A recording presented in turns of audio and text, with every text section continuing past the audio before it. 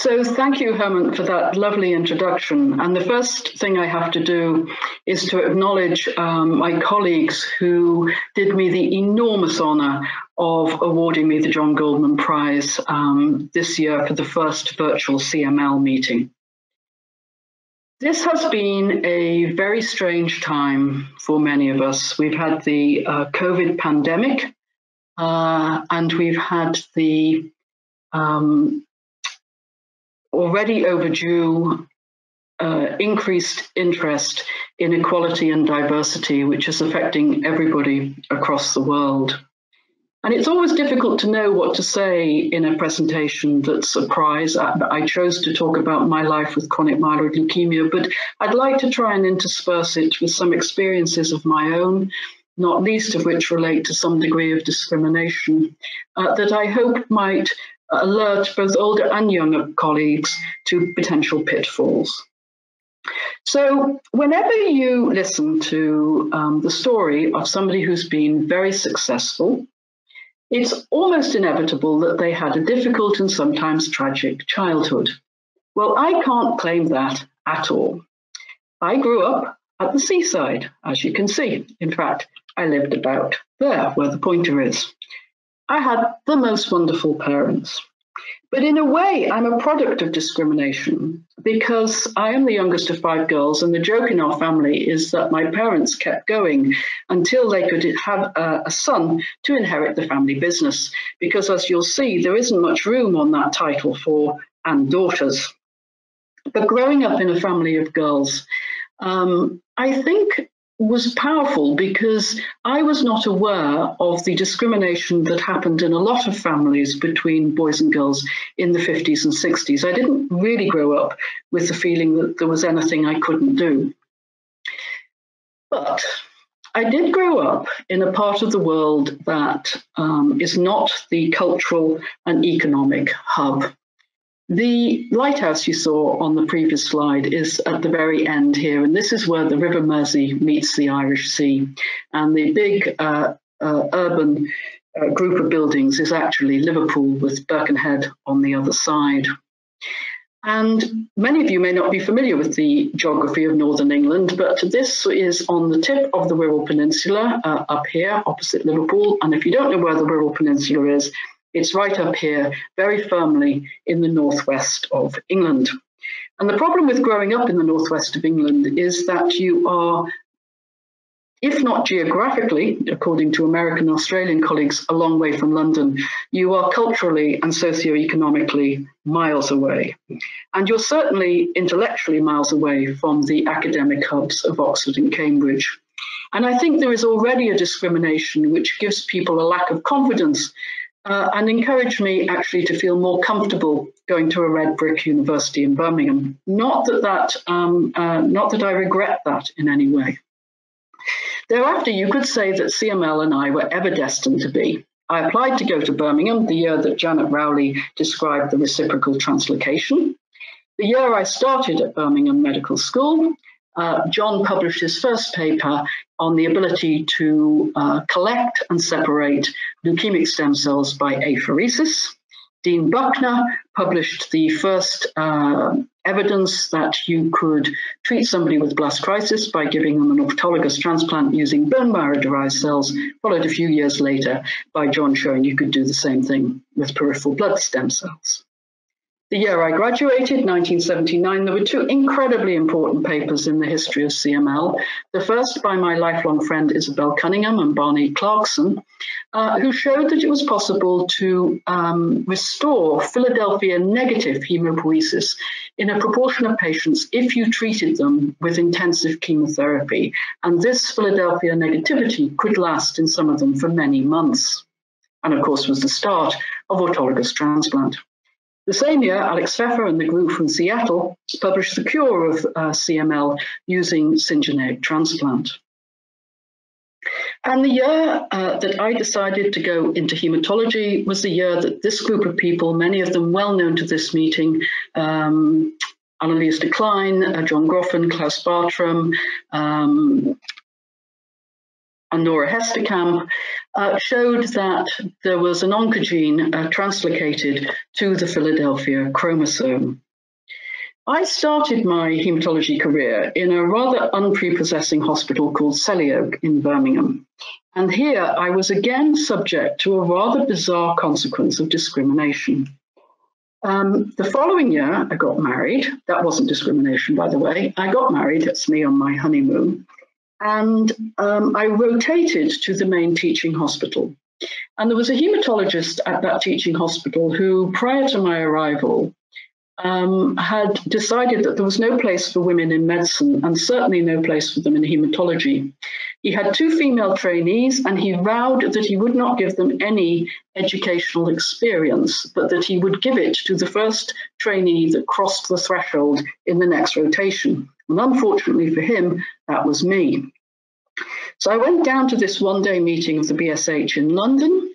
I didn't know anybody, he ignored me, and feeling rather timid, I sat for coffee and met this gentleman who looked rather younger then, Robert Marcus, better known for his efforts in lymphoma. And he asked me in his very straightforward way where I came from, and I said Birmingham, and he said, well, if you want to get on in this world, you better move to London, and pointed to John Goldman, who was sitting across the room, and said, he's got a job, write to him.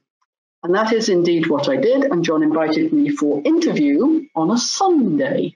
Very strange. But those of you who know his work ethic wouldn't think that was strange at all. It was on Sunday, December the 18th. I travelled down to London the previous day to try and do some Christmas shopping. And unfortunately, my husband and I got caught up in the Harrods bomb blast. Fortunately, we were not hurt at all. But I have to say the interview was a breeze because I'd used up all my adrenaline the day before. So Robert Marcus got me to the Hammersmith, and that started my 29-year collaboration with John Goldman.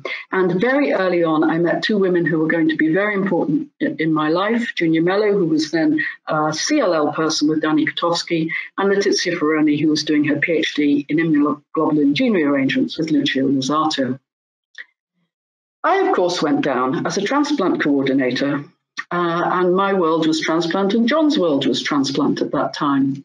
But others were continuing their work on the molecular characterization of CML, and the same group as previously showed the localization of the ABL oncogene and identified the breakpoint cluster region. Then a very young Bob Gale, together with Ellie Kanani, identified the fused transcript. And David Baltimore's group, with an equally young George Daly, showed the protein product of that fusion oncogene. But my life was in transplant at that time, and our major problem was graft-versus-host disease. And John and Ted Gordon-Smith had started a collaboration with the Cambridge group of Herman Waldman, Mike Clark, and Jeff Hale to use monoclonal antibodies for T-cell depletion to try and prevent GVHD. And we all know where that story went, that T-cell depleted patients were more likely to relapse after transplant, showing the incredible alloimmune effect of allogeneic stem cell transplant. We went on over the next couple of years to show the importance of bone marrow transplant for patients with CML, especially the importance of transplanting them in the chronic phase. And for the next few years, you could be forgiven for thinking that I'd developed a love of virology. John was an incredible mentor in many ways, and one of the things he did very freely was acknowledge your contribution and give you opportunities to present at international meetings and meet people from other centres. And I was offered the opportunity to take the first unrelated donor product from the Anthony Nolan to Seattle, where I was entertained for the next few days by Dean Buckner. He introduced me to other colleagues in Seattle who were very welcoming, and that started a love affair, if you like, with the American transplant scene for Bob Gale, Phil McGlave, who was so important in autologous transplant, and Yair Reisner and Rick O'Reilly from Memorial. So this combination of transplant and virology led pretty naturally in the mid-80s to thinking that I was going to be God's gift to gene therapy. And I went off to do my postdoc at Children's in Boston, and I'm forever indebted to my supervisor there, Dave Williams. I was introduced very early in Boston to George Daly, and one would have to say if you're going to know 2 guys who are likely to be influential in the future, you could hardly do better. I came back to Cambridge in the United Kingdom to help Bob Marcus start a transplant unit there. And George, of course, celebrated the following year with a young Rick Van Etten, showing that you could induce CML in mice with the BCR-ABL fusion gene. But going back to the Hammersmith in 1993, my world was still in transplant, and I was very closely involved with the work of the EBMT, and that showed me the huge importance of networking and collaboration. And the guys that are shown here were hugely important to me in helping me, in being free with their time and their energy and their generosity. And it's always struck me as odd that it's so much easier to collaborate over national boundaries than it is with somebody in your own town, presumably because you don't have the local competition for funding. But that was also the year that my parents died close together, and that reinforced for me the importance of family. And my husband and I started our family, and that brought the pressure of trying to develop a professional academic career whilst looking after a young family. And this picture is absolutely typical of what I looked like when I wasn't either running around on the ward at work or giving a presentation. It's hard to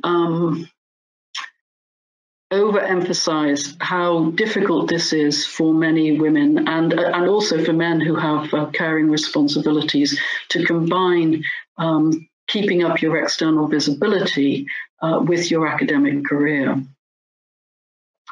And it's not discrimination, but I think it's something we have to acknowledge, that an awful lot of collaboration comes from social interactions. And there were some unbelievable people, and I'm not going to name them because they're all very familiar to the people in this meeting, who came through the Hammersmith at that time and worked with John or with Junior.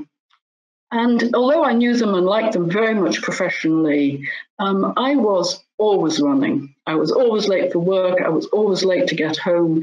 For meetings, I was the last to arrive and the first to go, just because you're desperately trying to get back to your family duties.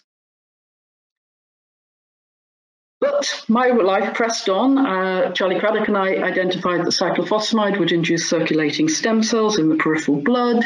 We were very interested in autologous transplant at that time, and that brought an interaction, of course, with Connie Eves' group.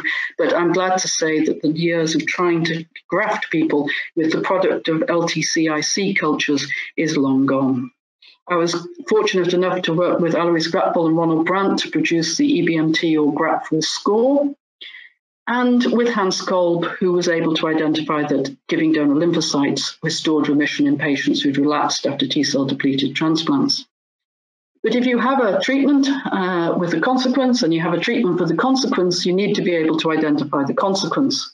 And John had been always ready to adopt new technology, and Tim Hughes, when he was with us, used the polymerase chain reaction to identify residual leukemia. But it was Nick Cross with his work on competitive PCR that allowed us to quantitate the amounts of residual leukemia and allowed Francesco Dazzi to identify that you needed to treat patients relapsing after transplant when they had molecular or early relapse. I continued to plug away at transplant for CML with the EBMT and locally at home, and none of this would have been possible without our fantastic biostatistician, Richard Shidlow. This is one for Didi because during that time, Eliane, Alois and I started the EBMT training courses, and I retired from this after 20 years. Alois had been replaced by Henri Carreras and Thomas Massi, who also became lifelong friends. But while I was plugging away at transplant, fortunately, the pharmacologists and the biochemists were plugging away at trying to find a tyrosine kinase inhibitor, culminating, of course, in Brian's paper in Nature Medicine in '96 with the effect of STI 571. Now, how did those two worlds come together? Well, you'll remember that John was incredible at bringing people together, and he and Bob Gale had started the meetings in the United States, in Cape Cod, Martha's Vineyard, and they were continued in Europe by Angelo Corella, who had the fabulous Portofino meetings, which were a social and intellectual joy, and also by Josie Reiber, who did the same in Bordeaux, although the picture actually is one of Biarritz in 1999. And this is a picture that I will remember all my life, because I had the choice of staying on after that meeting and joining the investigators group for the IRIS study, or going home to see my daughter perform in the nursery sports day. And when you look at that face, it's not surprising I chose the nursery sports day. My love of my family, I think, made me realize how important having a family was to my patients, and my lifelong interest in preserving fertility, either in the context of transplant or in TKI treatment. This is a timeline for transplant for CML, from the first syngeneic transplant right through to reduced intensity and haploidentical transplant. And you'll see, though, that the introduction of imatinib in 1998 caused a precipitous decline of transplants for CML in Europe. And although I'm a die-hard transplanter, I love the intellectual challenge of transplant, and I love acute medicine. Nobody is more grateful than I am that TKIs have replaced transplants. Many of us have boards like this in our wards, in our hospitals, with patients sending photographs of themselves returning to their normal life. But what I can't help remembering is the patients who aren't in those photographs. And I've seen too many situations such as deathbed weddings, induced labor, so that there can be a picture of the child with their father, and the devastating consequences of using a child prematurely on the rest of the family. So if transplant declines for TKI, I'm all for it. I became firmly convinced of the effect of TKI when I became involved with this young man whose life had been blighted by this horrible disease shown on the left, associated with the PTGFRB abnormality, who responded very dramatically and quickly to imatinib. And Nick Cross later went on to characterize the actual molecular defect.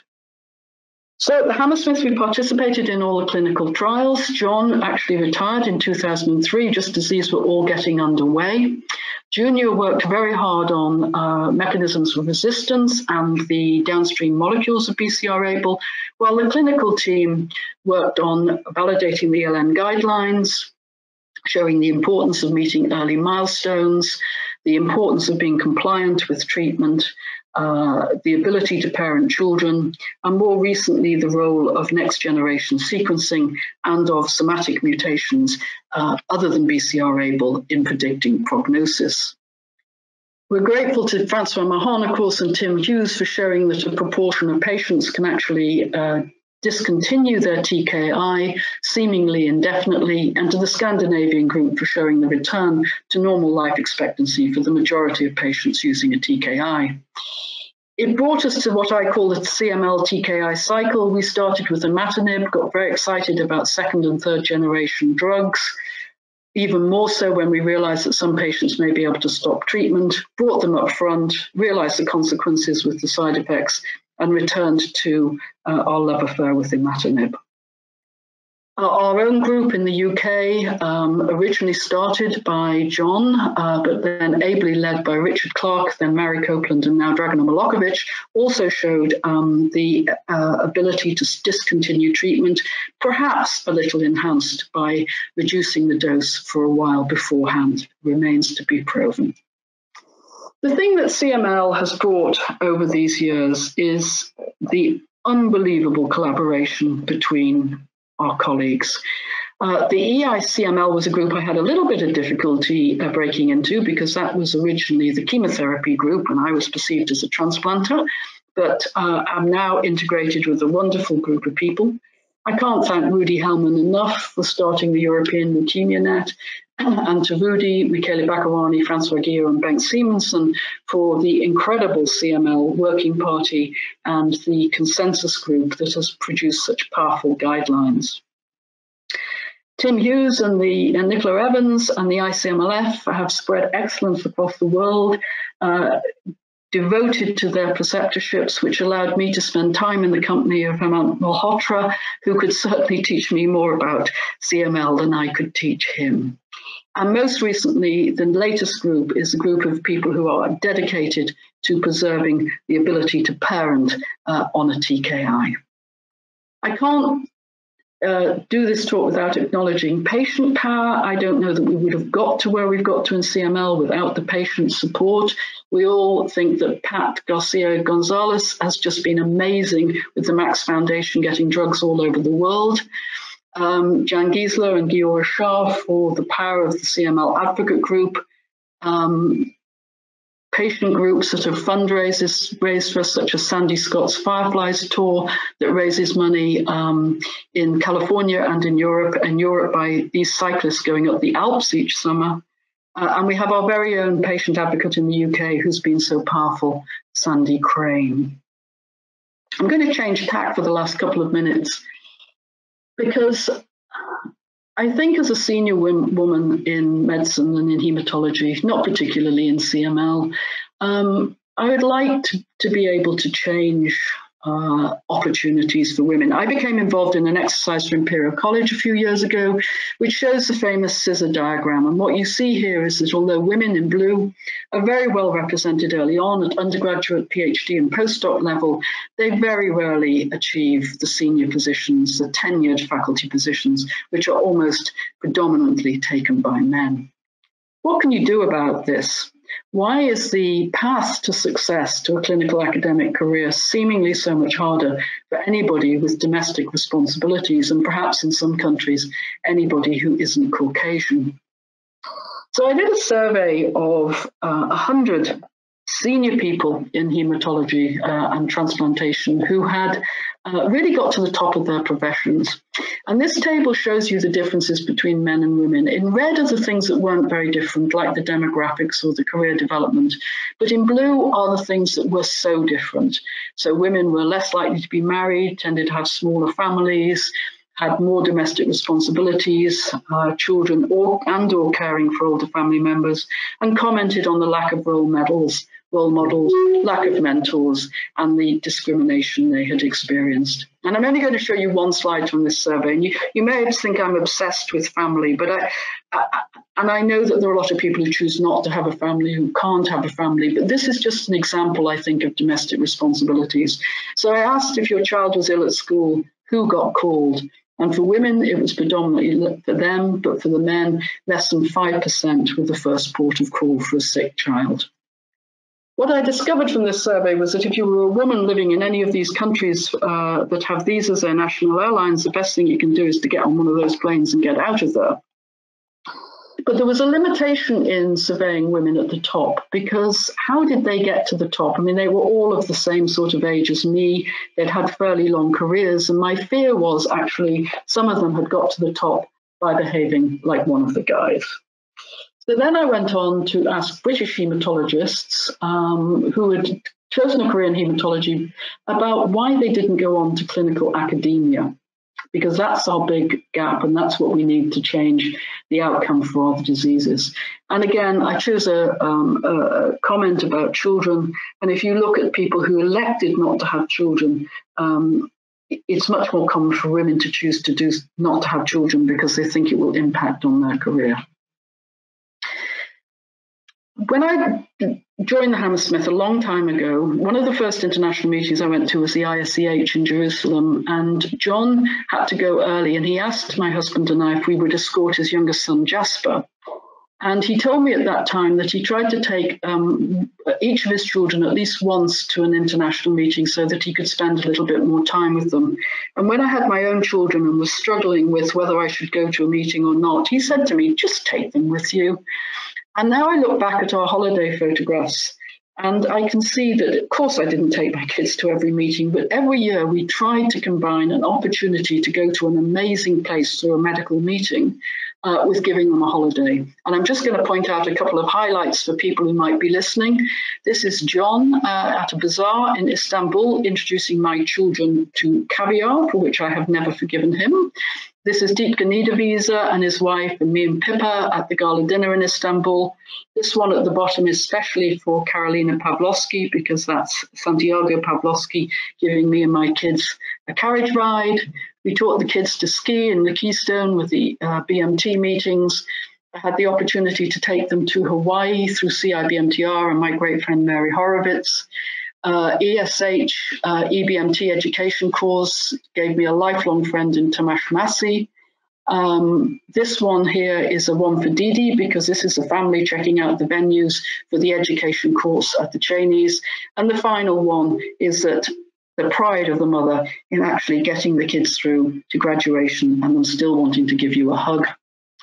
I want to thank people back home. This is my incredible CML team, without whom I could achieve nothing. This is my incredible faculty, who have at their hearts the highest quality research and the desire to give the best quality care for patients, and are the epitome of teamwork. I want to finish by thanking all of you who've made my life in CML such a joy. The wonderful meetings, the great characters, the collaboration. I want to thank my family and friends, and I also want to apologize to them, because I think on some occasions I made the wrong choices and I wasn't always there for them when I should have been, and that's a lesson to everybody. But most of all, I have to thank my two kids, James and Pippa, and my husband, Robert, especially Robert, who has been my support and my rock throughout my career. And thank you all for listening. Thank you.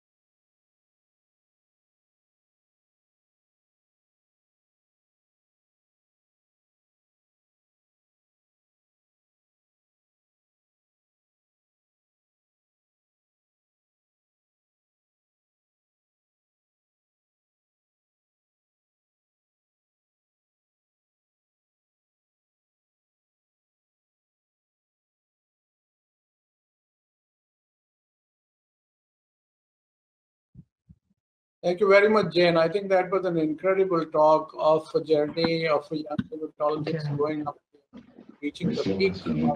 I can't hear anybody. Can't hear anybody. I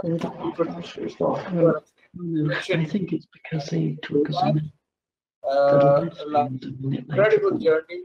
If you're on the same ground, it's all delayed. Thank you very much, Jane. I think that was an incredible talk of a journey of going up. I can't hear anybody. Can't hear anybody. And it is and like you realize that you are the first lady recipient of very much, Jane. I think that was incredible talk. We now have 10 odd questions.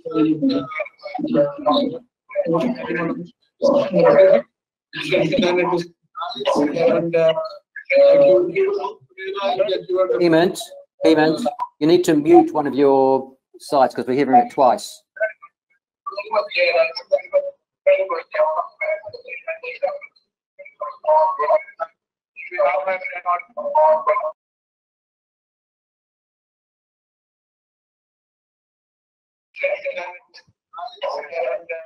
Okay. Can you hear me now, Jane? You can hear me, Jane? Okay, I'm unmuted. Jane, can you hear me? I can't hear you, Jane. Organizer. Can you hear me now? I can hear you. Can you hear me? Yeah. Okay, fantastic. Yeah, I kept getting a sign saying I'd been muted by the organizer. Yeah, I think we're okay now. Okay. Yeah, oh, I'm here. Can I ask you a quick question? We've got a little bit of time. Go on then. I think treatment-free remission has been a very exciting development, and we're all pushing towards it. Do you think that's the way we're going to get cure in CML, or is that maybe we should be looking at 90 degrees in a different direction for a different strategy to get our patients cured? I'm interested in how you feel about that. Is TFR our pathway to curing the majority of patients with CML, or are we missing something? We should be thinking like hepatitis C, where something very effective for 3 months might actually take this disease away. How do you think about that?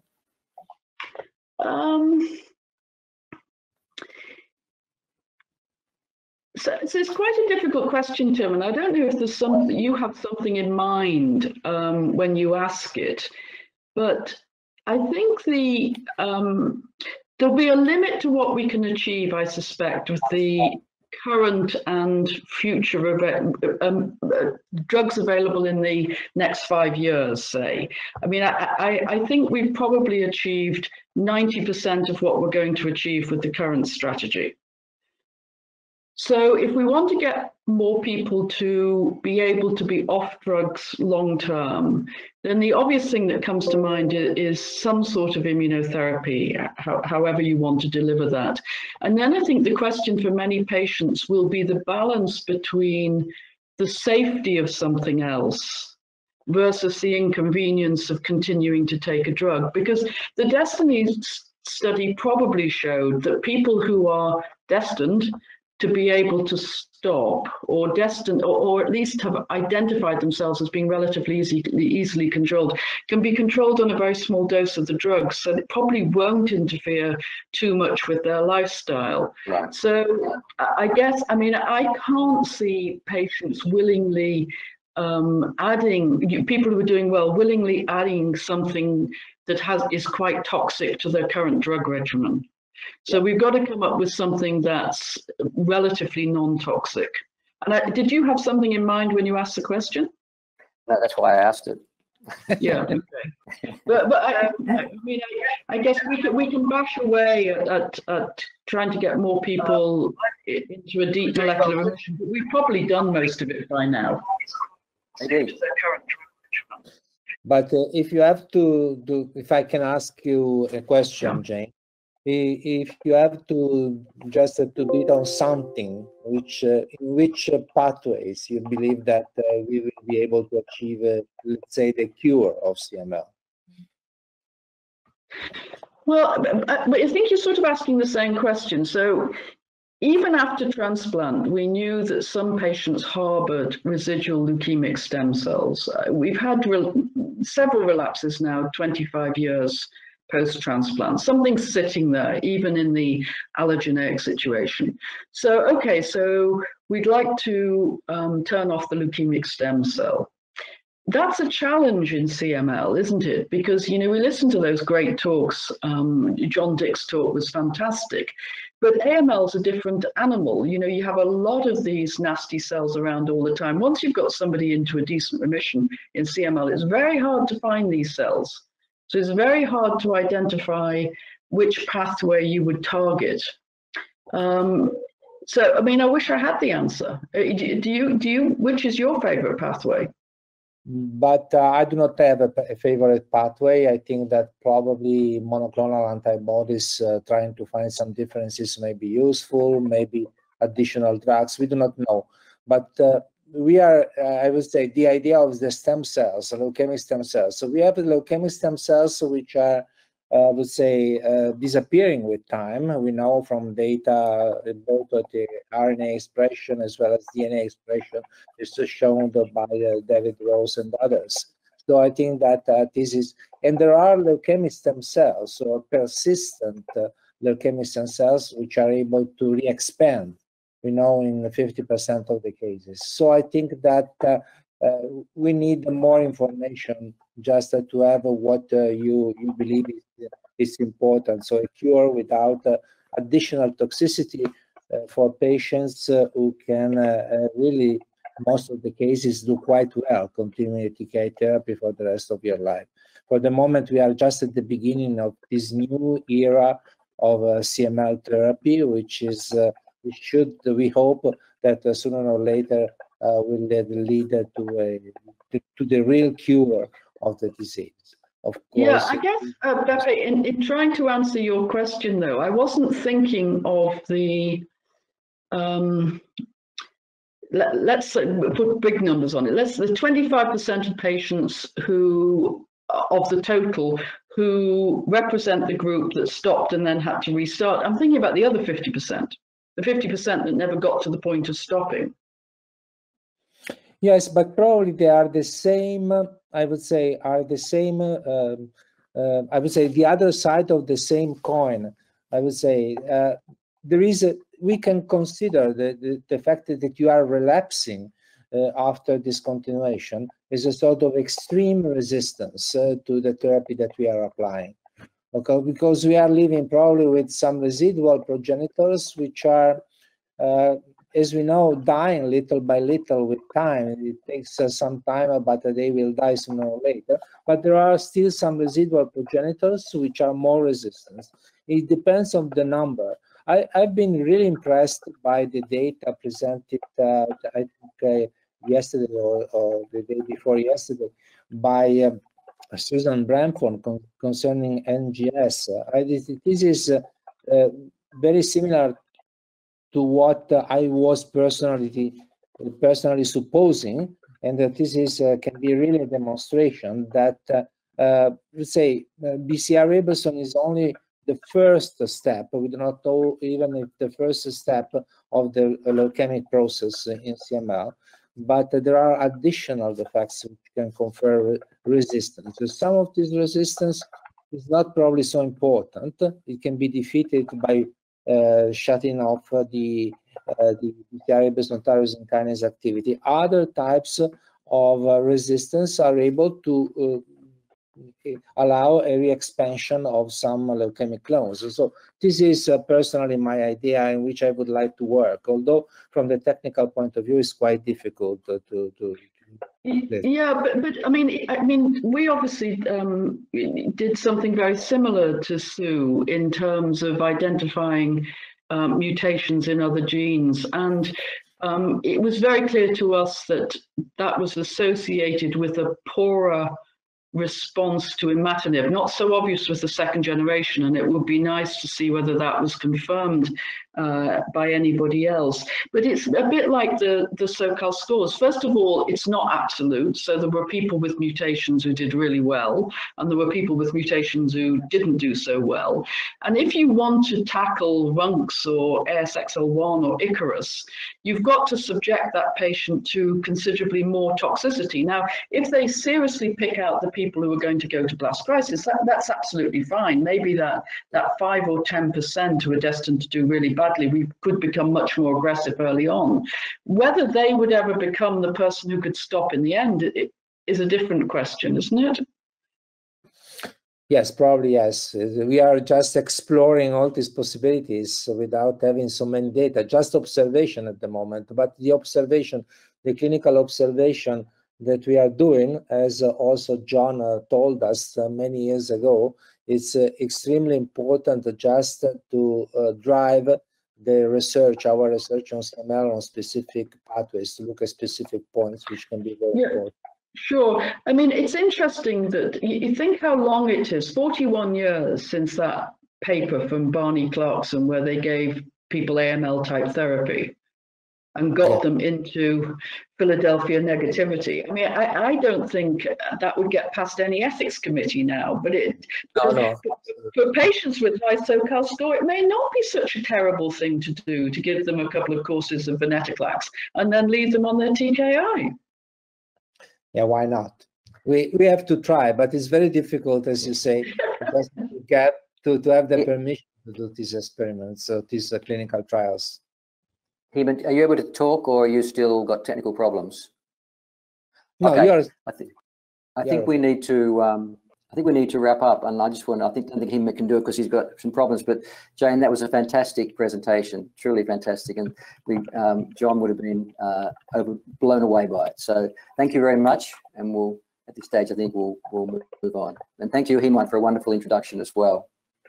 Thank you, Hemant. It was fantastic. Thank you. Thanks, guys. Thank you.